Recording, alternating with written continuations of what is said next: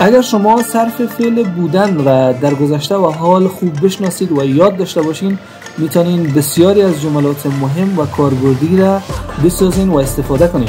اما در این ویدیو ما آموزش فعل کمکی بودن را با استفاده از شیوه جمله سازی براتون یاد میتونم تا هم فعل را به خوبی بشناسین و هم در جمله سازی و مکالمات روزمره خود استفاده کنید. د علي سره د پښتو ژبې زده کړې یوټیوب چینل ته ښه راغلاست. زه علي ستاسو ښوونکی یم او دلته د خوږې پښتو ژبې درس ورکوم. سلام عزیزان، وقتتان خوش. امید که جور و صحتمند باشین. من علی هستم و در اینجا زبان شیرین پښتو رو براتون یاد میدم. فعل بودن یکی از مهمترین افعال کمکی در اکثر زبان ها است، چرا که 50% مکالمات روزمره با از او در ارتباط است، مانند زبان انگلیسی که از او به نام افعال to be یاد میشه و یا در زبان فارسی که با مصدر بودن از او یاد میکنیم. در زبان پشتو هم فعل کمکی بودن یکی از افعال بسیار مهم است که در این درس با آموزش او خواهیم پرداخت. اما پیش از این که درس رو آغاز کنیم لطفاً ویدیو را لایک کنید تا دوستانی که مانند شما علاقمند به زبان پشتو هستند زودتر این ویدیو را پیدا کنند. خب عزیزان، قبلا ما زمان حال این فعل کمکی را کار کرده بودیم، اما یک بار دیگر برای مرور و برای مقایسه با گذشته از او از ابتدا کار میکنیم تا هم دوستانی که ویدیوی قبلی را تماشا نکردند در اینجا از ابتدا بیاموزن و هم شما یک مرور داشته باشین.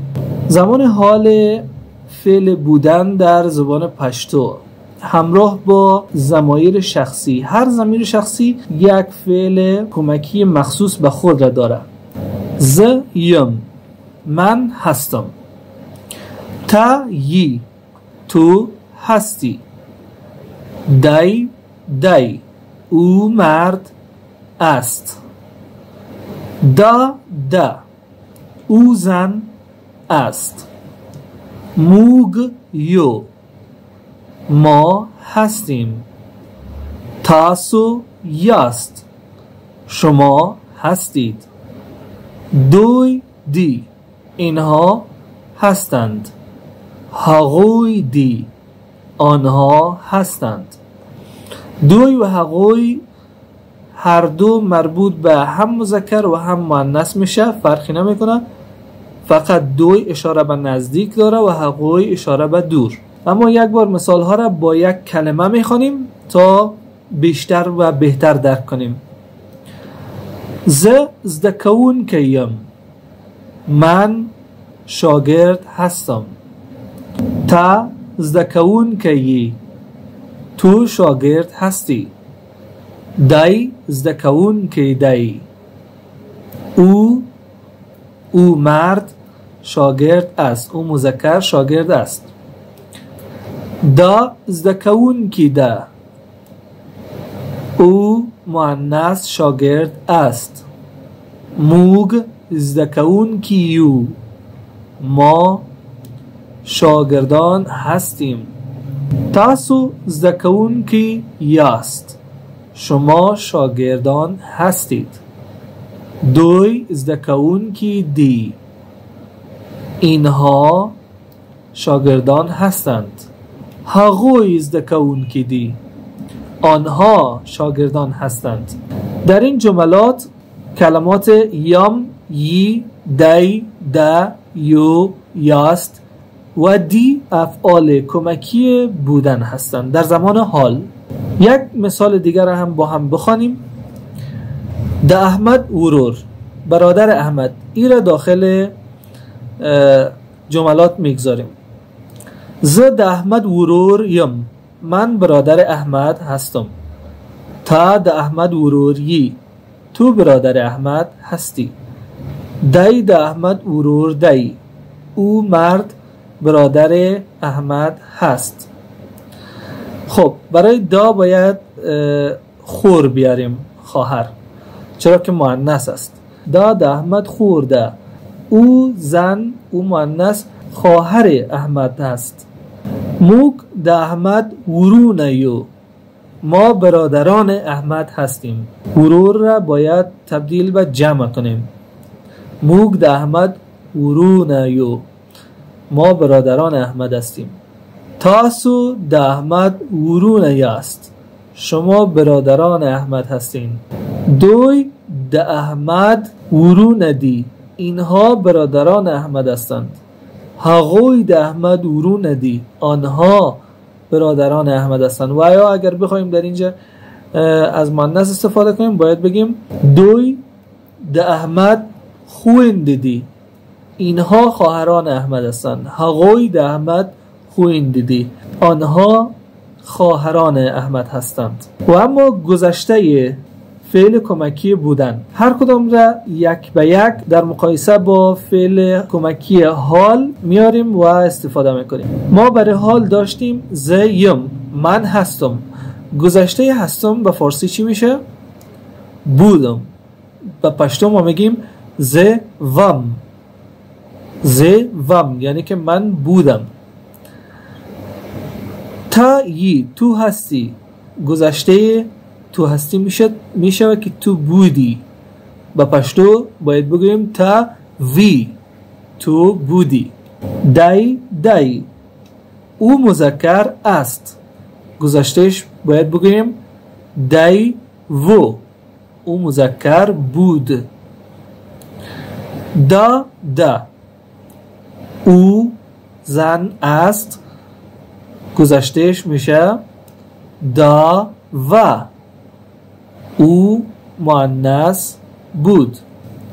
موگ یو ما هستیم. گذشتهش میشه موگ رو ما بودیم. تاسو یاست شما هستید. برای گذشتهش باید بگیم تاسو واست شما بودید. یاست و واست خیلی با هم شباهت دارن. یاست برای حال، واست برای گذشته. اما دوی و هغوی یک کمی تفاوت میکنه. هم دوی و هغوی ضمایر شخصی و هم فعل کمکی دی برای مذکر و مؤنث یکسان بود. یعنی شما هم دوی دی و هغوی دی را میتونستین برای جمع مذکر و هم برای جمع مؤنث استفاده کنید. اما برای گذشتهشان دوی و هغوی ضمایر شخصیشان ثابت است و فعل کمکیشان فرق میکنه. برای مذکر باید ول و یا و به کار ببرین و برای مؤنث وی. یعنی برای مذکر دوی ول و یا دوی و باید بگوییم هغوی ول هغوی و برای مؤنث باید دوی وی و هغوی وی استفاده کنیم. حال بیاییم چند مثال را با هم بخوانیم تا بهتر و بیشتر درک کنیم. ز انجینیر وم من انجینیر بودم. تا انجینیر وی تو انجینیر بودی. دی انجینیر و او مرد انجینیر بود. دا انجینیر و او زن انجینیر بود. موگ انجینیران و ما انجینیرها بودیم یا ما انجینیر بودیم. تاسو انجینیر واست شما انجینیر بودید. دوی انجینیران ول و یا دوی انجینیران و این مردان انجینیر بودند. هغوی انجینیران وی این زنها انجینیران بودند. و اما مثال بعد، این مثال را ابتدا در قالب حال استفاده میکنیم و بعد در قالب گذشتهش میگیم. دلتا اینجا به معنای اینجا هست. ابتدا در قالب حال میگیم. زد دلتا یم من اینجا هستم. گذشتهش چی میشه؟ زد دلتا وم من اینجا بودم. تا دلتا یی تو اینجا هستی. تا دلتا وی تو اینجا بودی. دی دلتا دی او مرد اینجا هست. دی دلتا و او مرد اینجا بود. دا دلتا دا او زن اینجا هست. دا دلتا و او زن اینجا بود. موگ دلتا یو ما اینجا هستیم. موگ دلتا وو ما اینجا بودیم. تاسو دلتا یاست شما اینجا هستید. تاسو دلتا واست شما اینجا بودید. دوی دلتا دی اینها این مردان اینجا هستند. دوی دلتا ول این مردان اینجا بودند. و اگر بخوایم برای زنان بگیم باید بگیم دوی دلتا وی این زنان اینجا بودند. هاگوی دلتا دی آنها اینجا هستند. هم میشه برای مرد به کار برد و هم میشه برای زن. هاگوی چرا که حال هست، برای حال فرقی نمیکنه. هاگوی دلتا دی آنها آن زنان یا آن مردان اینجا هستند. هاگوی دلتا اگه بخوایم بگیم مردان باید بگیم هاگوی دلتا ول آن مردان اینجا بودند. و برای مؤنث باید بگیم هاگوی دلتا وی آن زنان اینجا بودند. مثال بعد را ابتدا در قالب حال استفاده میکنیم و بعد در قالب گذشته. چمتو به معنای آماده. ز چمتویم من آماده هستم. تا چمتویی تو آماده هستی. دای چمتو دی او آماده است، او مرد. دا چمتو ده او زن آماده است. موگ چمتویو ما آماده هستیم. تاسو چمتوی است شما آماده هستید. دوی چمتو دی اینها آماده هستند، هم مذکر و هم مؤنث. هاگوی چمتو دی آنها آماده هستند، هم مذکر و هم مؤنث.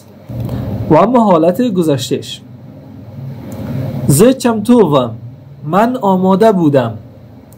تا چمتووی تو آماده بودی. دای چمتو و او مرد آماده بود. دا چمتو و او زن آماده بود. موک چمتو و ما آماده بودیم. تاسو چمتو واست شما آماده بودید. دوی چمتو ول این مردان آماده بودند. و یا دوی چمتو و این مردان آماده بودند. دوی چمتو وی این زنان آماده بودند. هاگوی چمتو ول و یا هاگوی چمتو و آن مردان آماده بودند. هاگوی چمتو وی آن زنان آماده بودند. خب عزیزان، حالا که درس را یاد گرفتین یک مثال براتون میتونم و 20 ثانیه براتون فرصت میتونم تا در جاهای خالی بگذارید و خودتان را محک بزنید. پاکور در خانه.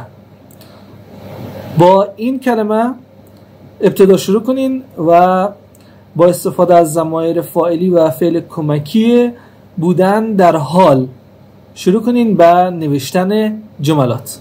جای خالی را پر کنید.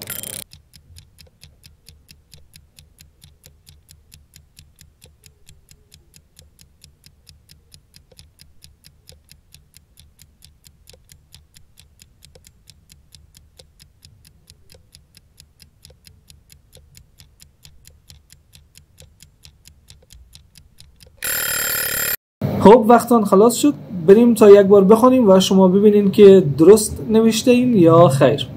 ز پکوریم من در خانه هستم. تا پکوری تو در خانه هستی. دای پکور دی او مرد در خانه است. دا پکور ده او زن در خانه است. موگ پکوریو ما در خانه هستیم. تاسو پکوری است شما در خانه هستید. دوی پکوردی این مردان و یا زنان در خانه هستند. هاگوی پکوردی آن زنها و یا مردها در خانه هستند. و حالا 20 ثانیه دیگر براتون فرصت میتونم تا حالت گذشتهش را بنویسید.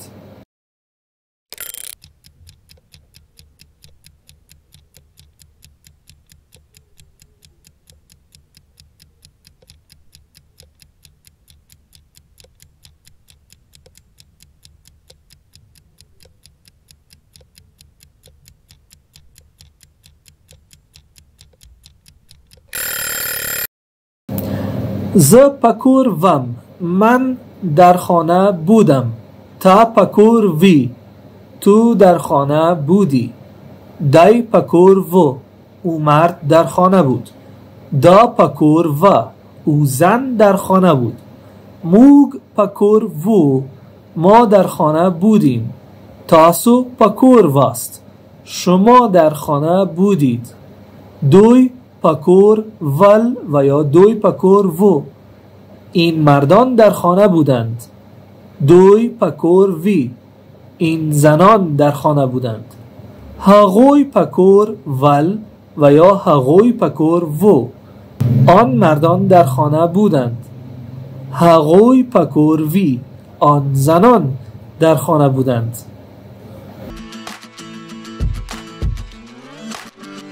و اما برای کار خانگیتان 3 عبارت را برایتان میگم، لطفاً کامنت کنید. من در مکتب هستم. شما در مکتب بودید. آن مردان در مکتب بودند.